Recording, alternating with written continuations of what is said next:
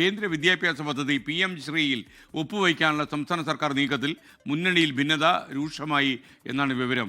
ഇതുകൊണ്ട് ഇത് പരിഹരിക്കാനായി LDFിൻ്റെ യോഗം ചേരുന്നു എന്ന് ഞങ്ങളുടെ ബ്യൂറോ പറയുന്നു. മുഖ്യമന്ത്രിയുടെ സൗകര്യം നോക്കി ഒരു തീയതി നിശ്ചയിക്കും. CPIയുടെ ആശങ്ക സ്വാഭാവികമാണെന്നാണ് LDF കൺവീനർ TP രാമകൃഷ്ണൻ പ്രതികരിച്ചത്.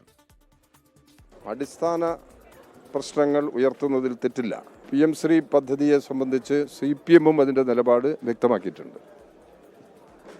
ഈ പുതിയ വിദ്യാഭ്യാസ പദ്ധതി ദേശീയ തലത്തിൽ നടപ്പിലാക്കുന്നതിനോട് അതിലുള്ള പലതിനോടും നമുക്ക് വിയോജിപ്പുണ്ട്.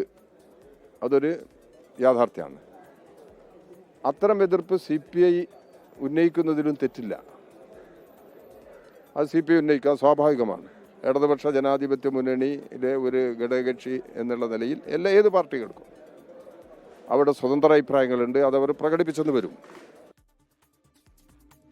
കേന്ദ്രത്തിനു വേണ്ടി RSS ഒരുക്കിയ കെണിയിൽ വീഴരുതെന്നാണ് CPI മുഖപത്രം ജനയുഗം ലേഖനത്തിലെ മുന്നറിയിപ്പ്. PM ശ്രീയിൽ ഇനി കൂടുതൽ പ്രതികരണമില്ലെന്നും വിദ്യാഭ്യാസ വകുപ്പ് മന്ത്രി V ശിവൻകുട്ടി വ്യക്തമാക്കുന്നു. ഇപ്പോഴും ഒരു കടുത്ത എതിർപ്പ് തുടരുവാണല്ലോ. ഈ സുപ്രീം കോടതിയെ സമീപിക്കുകയാണ് വേണ്ടത്. തമിഴ്നാട് അങ്ങനെ സമീപിച്ചു, കേന്ദ്ര വീതം കിട്ടിയെന്നൊക്കെയാണ് പറയുന്നത്. അപ്പോൾ അതിൻ്റെ അകത്ത് എങ്ങനെ സർക്കാർ ഞാനത് പറഞ്ഞു കഴിഞ്ഞു, ഇനി വീണ്ടും ആവർത്തിക്കേണ്ട. ശ്രീജിത്ത് തിരുവനന്തപുരം വിവരങ്ങളുമായി ചേരുന്നു. ശ്രീജിത്ത്, വിശദാംശങ്ങൾ. കേന്ദ്ര വിദ്യാഭ്യാസ പദ്ധതിയായ PM ശ്രീ പദ്ധതിയിൽ ഒപ്പിടുന്നതുമായി ബന്ധപ്പെട്ട് കേരളത്തിലെ ഇടതുപക്ഷ ജനാധിപത്യ മുന്നണിയിൽ രൂക്ഷമായ ഭിന്നതയുണ്ട്. ഏറ്റവും ശക്തമായ ഭിന്നത രേഖപ്പെടുത്തുന്നത് CPI ആണ്. കേന്ദ്ര വിദ്യാഭ്യാസ നയങ്ങളുടെ ഭാഗമായി സംസ്ഥാനത്തും സംഘപരിവാറിൻ്റെ നയങ്ങൾ അടിച്ചേൽപ്പിക്കാനുള്ള ശ്രമങ്ങളോട് യോജിക്കരുത് എന്നാണ് CPI ആവശ്യപ്പെടുന്നത്.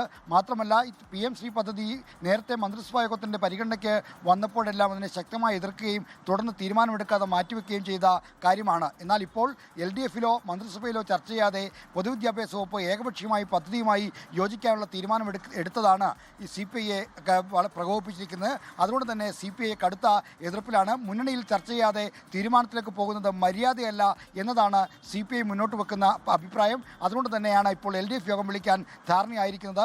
മുഖ്യമന്ത്രിയുടെ സൗകര്യം നോക്കി ഈ ആഴ്ച തന്നെ LDF നേതൃയോഗം ചേർന്നേക്കും.